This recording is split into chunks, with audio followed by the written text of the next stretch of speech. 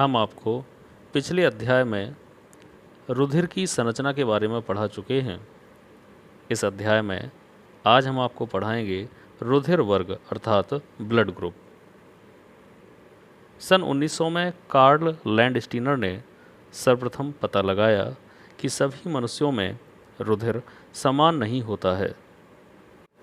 रुधिर की आवश्यकता पड़ने पर जब रुधिर लिया या दिया जाता है तो उस समय रुधिर का मेल खाना बहुत ज़रूरी होता है, नहीं तो लेने वाले व्यक्ति के रुधिर में बड़े बड़े समूह बन जाते हैं जो कि आरबीसी के होते हैं और इस कारण से लेने वाले की मृत्यु हो जाती है। जो व्यक्ति रुधिर लेता है उसके अंदर आरबीसी के चिपकने से रुधिर गाढ़ा हो जाता है और उसकी मृत्यु हो जाती है।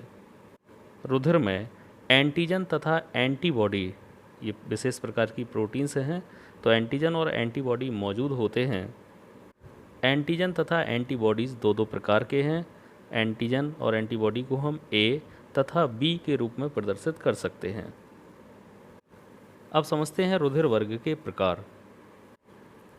एंटीजन और एंटीबॉडी की उपस्थिति अथवा अनुपस्थिति के आधार पर लैंडस्टीनर ने रुधिर वर्गों को 4 भागों में बांटा।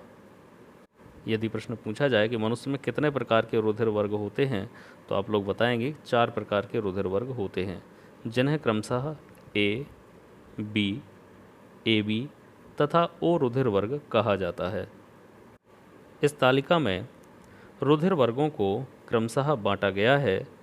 जिस व्यक्ति का रुधिर वर्ग ए होता है उसमें एंटीजन भी ए होगा और एंटीबॉडी हमेशा बी होता है। यह रुधिर वर्ग लगभग 23 से 24% भारतीय व्यक्तियों में पाया जाता है।